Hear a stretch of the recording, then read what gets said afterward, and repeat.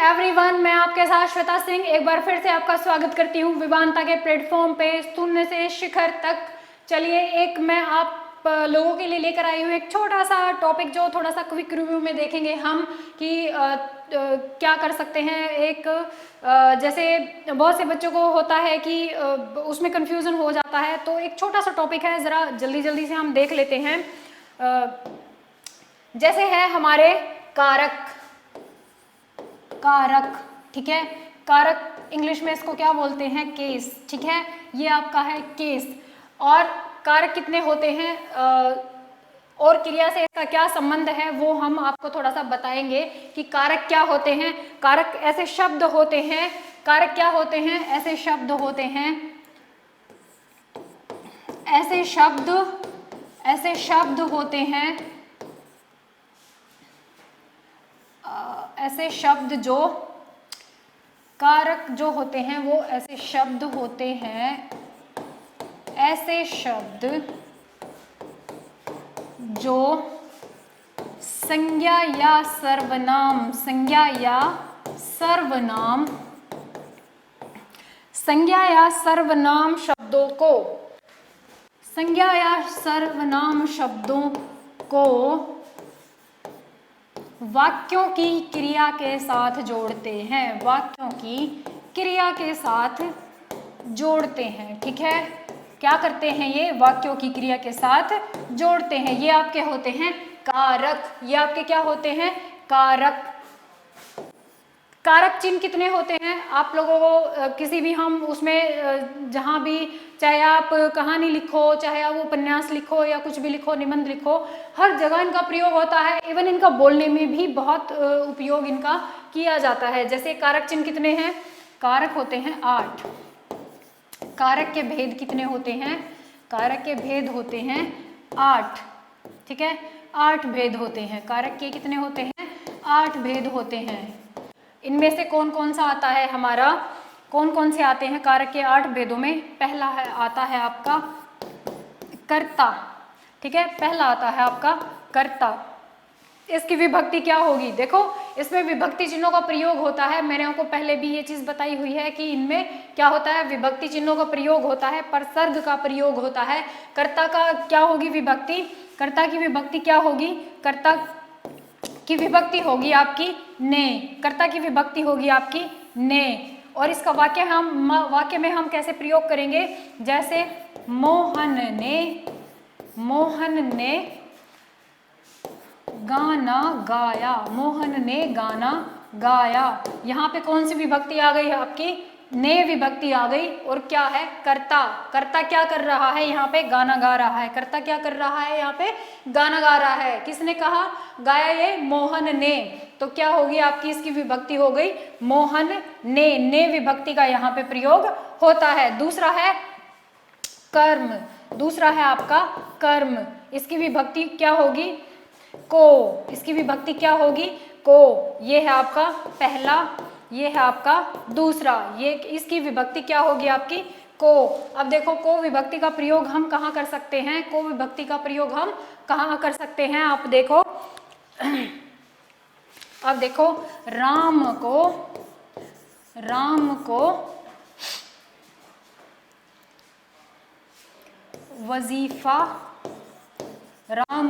वजीफा मिला, ठीक है। राम को क्या मिला? वजीफा मिला। इसमें कर्ता क्या है? कर्म को। राम ने जो कर्म किया था उसका फल क्या है? इसमें इसका फल राम को मिल रहा है, इसका फल इसमें राम को मिल रहा है, ठीक है। ये हो गया आपका कर्म। इसके बाद आता है आपका कर्ण, इसके बाद आता है आपका कर्ण। तीसरे नंबर पर क्या है आपका? कर्ण कारक, ठीक है। इसके बाद आता है आपका कर्ण कारक। कर्ण कारक क्या होता है? कर्ण कारक की इसकी विभक्ति क्या होगी? कर्ण की, कर्ण कारक की विभक्ति आपकी क्या होगी? इसकी विभक्ति आपकी होगी कर्ण से और के द्वारा, से और के द्वारा। से और क्या है इसमें? के द्वारा। ये काम क्या करता है? जैसे देखो, जैसे इसका एग्जाम्पल देखते हैं हम। जैसे क्या है? रमन से पढ़ा जाता है, रमन से पढ़ा जाता है, ठीक है। रमन से क्या है, पढ़ा जाता है या रमन के द्वारा पढ़ा जाता है, रमन के द्वारा पढ़ा जाता है। इसमें कौन सी विभक्ति आ गई आपकी, से आ गई। इसमें कौन सी आ गई, से आ गई। तो चौथे नंबर पे क्या है आपका, चौथे नंबर पे आपका आ जाएगा संप्रदान। चौथे नंबर पे क्या आ जाएगा आपका, संप्रदान, ठीक है। इसकी विभक्ति क्या होगी, के लिए। इसकी विभक्ति क्या होगी, के लिए।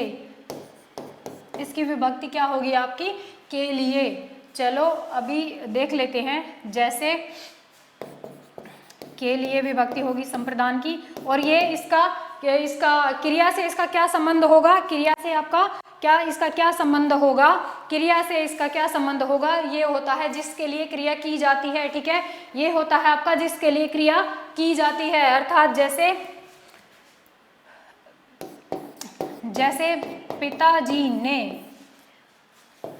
ने क्या किया, कर्ता कौन हो गया, पिताजी। पिताजी ने क्या है, भिखारी के लिए, पिताजी ने क्या किया है, भिखारी के लिए कपड़े दिए हैं, भिखारी के लिए कपड़े दिए, ठीक है। क्या है, कपड़े दिए।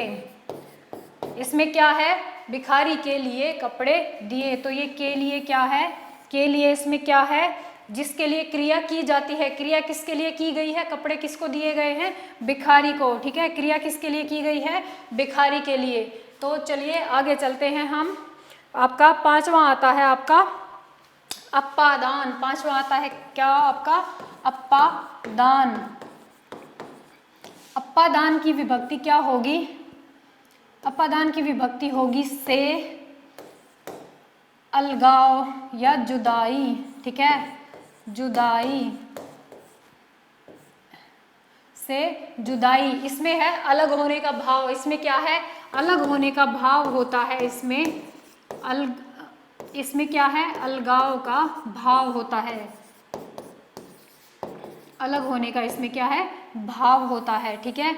तो चलिए जैसे देख लेते हैं एग्जाम्पल इसका। जैसे अलगाव से इसका क्या होगा, जैसे पेड़ से पत्ते गिरते हैं, पेड़ से क्या है, पत्ते गिरते हैं। अब देखो भाई यहाँ पे जो पेड़ से जो पत्ते गिर रहे हैं ये इससे अलग हो रहे हैं, ठीक है। ये इससे क्या हो रहे हैं, यहाँ पे अलग हो रहे हैं। पेड़ से एक बार पत्ते गिर जाने के बाद वो दोबारा नहीं आते। पेड़ से एक बार जो पत्ते गिर जाते हैं वो दोबारा नहीं आते, अर्थात ये पेड़ से बिल्कुल अलग हो गए हैं। इसके बाद आपका आता है, इसके बाद आता है आपका कौन सा, छठे नंबर पे, नंबर 6 पे आपका आता है संबंध। इसके बाद आता है आपका संबंध। इसके बाद आता है आपका संबंध। संबंध कारक है ये, ठीक है। संबंध कारक की विभक्ति क्या होगी, का, के, की, ठीक है। इसकी विभक्ति क्या होगी, का, के, की, ठीक है ना।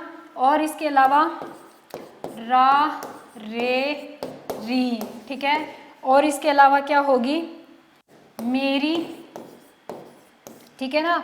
इसके अलावा क्या होगी, मेरी या मेरा। इसके ये है आपकी संबंध। इसका अर्थ क्या हुआ, ये क्रिया से क्या दिखाते हैं, इसका संबंध दिखाते हैं। क्रिया से क्या दिखाते हैं, संबंध दिखाते हैं। जैसे क्या होगा, जैसे आपका एग्जाम्पल देखो क्या होगा। जैसे मैं लिखूं वाल्मीकि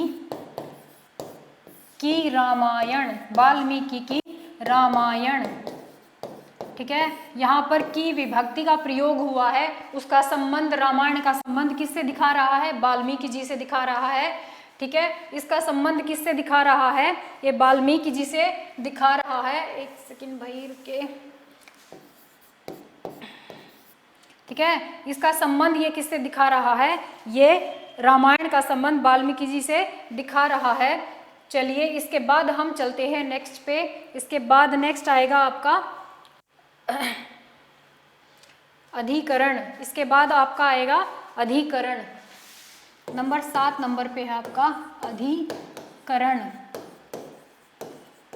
ठीक है ना। नंबर 7 पे आपका आ जाएगा अधिकरण, इसकी विभक्ति है में और पर, ठीक है, में और पर। जैसे देख लेते हैं, जैसे इसकी एग्जाम्पल इसका देख लेते हैं। अधिकरण में पर, पुस्तक क्या है, पुस्तक मेज पर रखी है, पुस्तक मेज पर रखी है, ठीक है।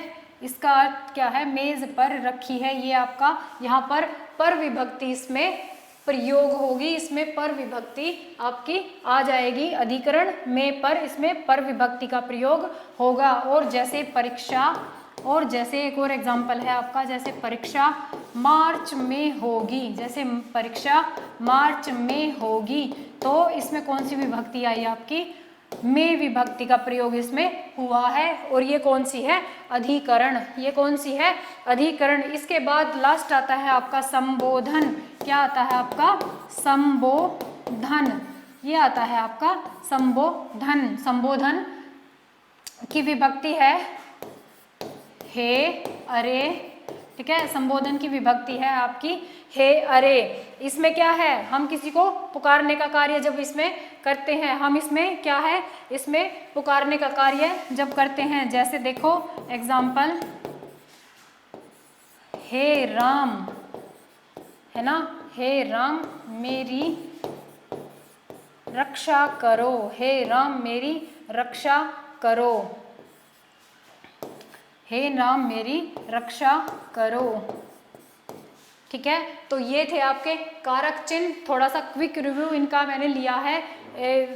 तो कारक चिन्ह आपके सिर्फ 8 होते हैं और इनका प्रयोग कहाँ पे होता है, इनका प्रयोग होता है आपका संज्ञा सर्वनाम शब्दों को दूसरे क्रियापदों के साथ जोड़ने में इनका प्रयोग किया जाता है। चलिए आज के लिए बस इतना ही, नमस्कार।